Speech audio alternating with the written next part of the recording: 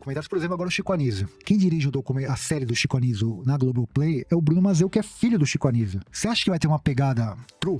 Tipo, Não. de ser sabotado por Dedé e Renato Aragão torna o desafio mais Hércules. E a Globo? Eu tô sozinho. Jamais, cara. Por quê? A Globo entende os Trapalhões como um patrimônio dela, que é um olhar equivocado. Os Trapalhões na Tupi foram melhores do que os Trapalhões na Globo.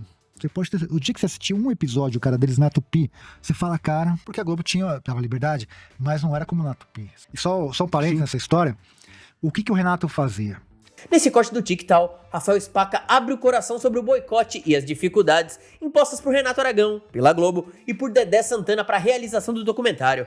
Spaca ainda fala do documentário de Chico Anísio, dirigido por Bruno Mazeu. Spaca ainda conta bastidores das entrevistas mais marcantes do documentário, como Pelé, e fala sobre o cinema dos Trapalhões. Não esqueça de se inscrever no canal, ativar o sininho das notificações e deixar o seu gostei. Agora vamos pro corte. E o documentário, Rafael então, Spaca? Tô falando com um cara aqui que é um empreendedor tal, e tomara que seu público... Cara, eu tô precisando de investidor, cara. Cinema é uma coisa difícil, cara. E, além disso tudo, cara, assim, ser sabotado por Dedé e Renato Aragão e os fãs, cara, torna o desafio mais Hércules, sabe? Sou eu sozinho. E de fato, cara, eu tô sozinho. Jamais, cara. Por quê? Se você olhar, a Globo entende os Trapalhões como um patrimônio dela, certo? Que é um olhar equivocado.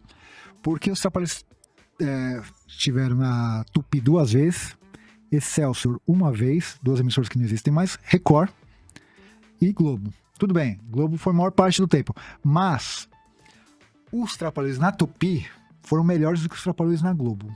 Você pode ter... O dia que você assistir um episódio, cara, deles na Tupi, você fala, cara... Porque a Globo tinha tudo mais, dava liberdade, mas não era como na Tupi, sabe? Era uma coisa muito... Cara, sabe pérola. Então, isso. Então, quando a Globo faz os documentários, por exemplo, agora o Chico Anísio. Quem dirige a série do Chico Anísio na Globoplay é o Bruno Mazeu, que é filho do Chico Anísio. Você acha que vai ter uma pegada true? Tipo, não, de trazer... sabe? Trazer o ao redor. A Globo não vai nunca chegar e... Porra, a pegada do cara tem um documentário que... Isso. Mas isso seria o vendável. Eu tô A série, os documentários americanos traz muito disso. Então, a minha inspiração é essa. Porque tem como fazer... Você já percebeu que os documentários, geralmente nos streams, eles trazem às vezes 3 tipos de documentário? Um documentário meio filme, meio tranquilo. É o que eu quero fazer. Um documentário mediano e aquele documentário que é tipo... Raiz. É o que eu quero fazer. Você quer o raiz? O que eu fiz. Quando eu comecei a montar esse material, eu falei, ele vai ter 5 cortes. 5.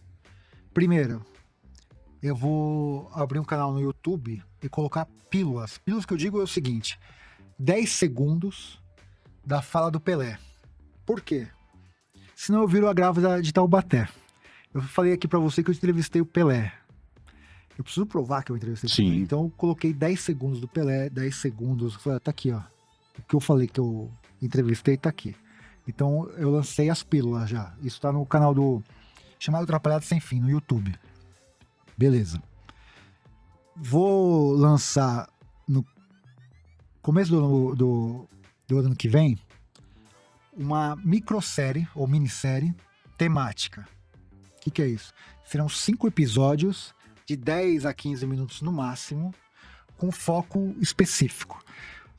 Trapalhões nos quadrinhos, que eu entrevistei a galera que desenhou e produziu os Trapalhões na Block na Abril. Trapalhões no cinema, na televisão, na música e um episódio sobre o legado. Para se aprofundar nisso. Que eu falei aqui da importância de eles serem multilinguagens e tal. Segundo corte. O terceiro, eu vou lançar pela editora Madrepérola, ainda esse ano, uma compilação das entrevistas decupadas. Então tudo que eu falei aqui você vai poder ler. O cara disse isso, tal. São coisas que se complementam, mas não se excluem. Se alimentam, se retroalimentam, né? Não conflitam. Porque cada coisa é uma coisa. Quero lançar um longa mostrando a importância social e antropológica que você falou aqui dessa pegada, que é o seguinte, a importância desses caras pro Brasil. Eles retrataram o Brasil, cara, como que nós éramos naquela época, né?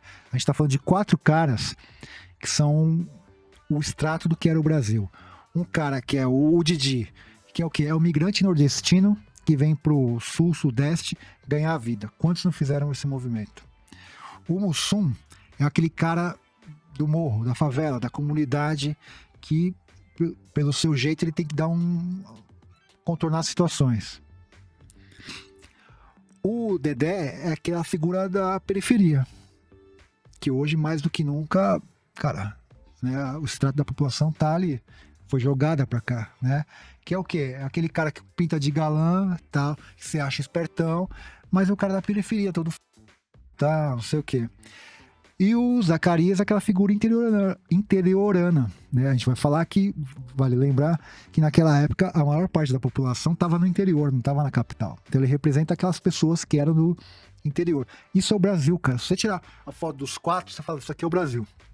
Então mostrar isso. Como eles foram importantes, cara. E aí, você vai e fala assim, Saltimbancos Trapalhões. Qual que é a minha dissertação de mestrado? Fala da relação patrão com empregado, cara, dessa exploração. O dono do circo com eles 4. A filha dos Trapalhões que o Dedé dirigiu fala a temática, cara, fala de uma coisa que aconteceu, que eram crianças brasileiras pra fora. Olha a importância disso. Os Trapalhões e o Mágico de Oroz, cara, é uma puta denúncia sobre a seca no Nordeste. Eles pegam uma história fantástica e traz pra nossa realidade. Cara, aquele filme é louco. Magnífico, cara. Você lembra daquele tênis da Olímpicos, cara? Eles com a fumaça colorida. Eu tenho vontade de dirigir aquele tênis. Existe esse carro até hoje, cara. Aí você fala dos Trapalhões do Rei do Futebol, que fala da corrupção, cara, na Confederação Brasileira de Futebol. Os heróis Trapalhões, desmatamento da mata, cara, que é um debate atual até hoje. Então, quer dizer, uns caras antenados com uma série de coisas. Os Trapalhões na Serra Pelada. Quem que foi pra Serra Pelada, cara? Rita Cadillac, Raul Seixas e Trapalhões. Mais ninguém. Os caras fizeram um filme lá dentro daquele garimpo. Na época que aquilo lá era um formigueiro humano. Você lembra disso? Lembro. Exploração. O filme relata muito isso. Filme, cara, sobre isso. Entendeu? Então, olha a importância desses caras. Muitos, como nós, foram pro cinema pela primeira vez para ver um filme desses caras. Foram no cinema, acharam o cinema da hora e os caras formaram plateia. Porque depois disso, você foi ver Homem-Aranha, Indiana Jones, ET, o cacete. Fala, cara, cinema é uma coisa legal. Olha a importância pra esses caras, que esses caras tiveram pro Brasil, cara. Outra, os filmes deles ajudaram a financiar vários outros filmes brasileiros. Porque eles davam muita bilheteria. E parte do que eles arrecadavam era distribuído um bolo para outros cineastas, que criticavam os caras e os caras pagavam a obra dos caras. Olha que louco isso. Então, a importância disso. Eu quero fazer um longa mostrando isso. E a série com essa pegada de vários episódios, cada episódio contando essas coisas, as histórias, as polêmicas, as tretas, tudo, entendeu? Então eu parto pro princípio histórico, antropológico, social importante. Olha como esses caras eram. E vamos contar a história deles, de verdade, ou próxima da verdade, porque na verdade é difícil chegar, porque, enfim, é uma coisa muito complicada, mas muito próxima da realidade, com vários episódios, início, Tupi, Excelsior, Record, Globo, Zacarias, Mussum, Tião Macalé, Separação, Volta, cara, eu dividi a série em quase 20 episódios que você pode assistir de forma alternada, sabe? Puta, hoje eu tô a fim de assistir isso e tal. Porque cada episódio vai contar um relato fechando ali. Um nicho da história dos caras, entendeu? Você pode assistir de forma linear, mas você pode assistir de forma alternada. Então eu tô buscando um cara com coragem, tipo, de chegar e falar, meu, projeto da hora, de um cara que tem 5 livros, uma dissertação de mestrado, que assim, nunca foi processado pelas coisas que falou, porque tudo que eu falo tem fundamento, tem base, tem fonte, tem pesquisa, tem não sei o quê, que acredite nisso, que a gente possa, que eu digo, nós brasileiros, sim, podemos fazer documentário com essa pegada que a gente vê lá na gringa, sabe? Que isso não invalida a nossa admiração pelos caras, ao contrário, reforça. Porque à medida que você conta uma história importante a respeito dos caras, né, sem sonegar as informações fundamentais, você tá chancelando ali uma história incrível que os caras fizeram, cara. Entendeu? Você viu aqui que eu tô falando, os caras são o maior grupo de humor do mundo. Sim. A importância desses caras todos, mas aconteceu isso. E, cara, que ótimo que aconteceu. E que bom que aconteceu. Porque a vida é assim, cara. Entendeu? Cara, você já não fez merda na vida? Eu já. Todos nós, a gente evolui com isso. Entendeu? Então, assim, qual que é o problema? Então é isso, cara. Eu preciso de alguém que invista, que tenha coragem de falar, tô com você, vamos dar a mão e vamos fazer uma coisa revolucionária para mostrar pro Brasil, cara, que a gente pode fazer uma coisa incrível. E que eu tenho certeza que isso vai abrir uma escola e outros documentários vão vir adiante, sabe? De coisas que não são agiografias, de novo. Cara, eu já vi vários documentários nacionais, cara, que dá vontade de vomitar. Cara, faltou isso, faltou aquilo, tá? E por isso que não faz sucesso. Tanto e tem uma coisa louca, morreu recentemente o Silvio Tendler, que fez um documentário encomendado pelo Renato, chamado O Mundo Mágico dos Trapalhões. Esse documentário é o documentário de maior bilheteria da história dos documentários no Brasil, pela força dos Trapalhões. Mas é um documentário chapa branca, porque o Renato pagou pro cara fazer o documentário. Então mostra uma coisa muito rococó. E a ideia não é essa, entendeu? A ideia é contar a história. Você trouxe vários relatos aí, eu me identifiquei. Justamente quando fala do cinema, no geral, eu assisti muitos filmes dos Trapalhões. Só que eu vim dos extremos. Então eu não tinha condições de ir no cinema na época, né? Então era um luxo. Nossa época, você sabe disso. Era um programa, cara, que assim... Só um parênteses nessa história. O que o Renato fazia? E você vê que o cara era estratégico. Ele lançava os filmes nas férias escolares. Você vai lembrar disso. Lembro. Do meio do ano e do final do ano. Qual que era o nosso presente se a gente ia bem na escola? Quero ver o filme dos Trapalhões. Era isso. Entendeu? Por isso que você tá falando, tem toda a razão. Porque quem não era abastado, cara, e não podia, sei lá, viajar, qual que era o presente que a gente pedia? Me leva pra ver o filme dos Trapalhões? Era isso. E aí o que acontece? Nós éramos menores de idade. Quem que ia? Os pais. Ele vendia, cara, olha só. Você faz um filme adulto, vai às vezes um cara sozinho ou vai o casal. Ele vendia no mínimo 3 ingressos. Você tinha um irmão, você tinha 4. Você entende? Como o cara vendia ingresso? Não, e outra. E também teve no meu colégio campanhas que eram cinema cinema no colégio. Então o colégio liberava, às vezes, lógico, já tinha saído no cinema, tava em fita, né, de cassete, VHS, acabou recentemente de lançar. Aí lançava. E era difícil achar o VHS.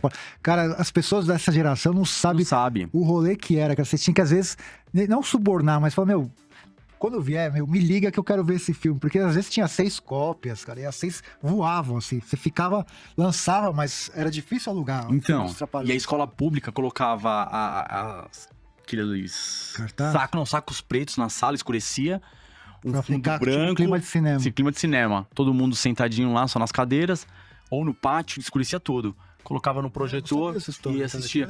E se você for a fundo no documentário, você vai pegar muitos lugares do Brasil.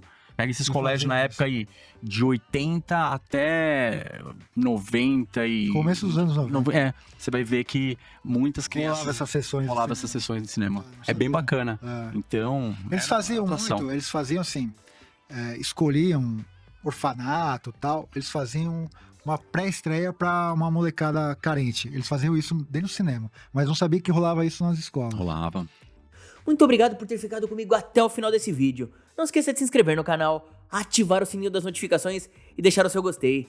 Todo dia tem um corte novo pra você. Dá uma olhada no canal, tem muita coisa legal já. Até amanhã.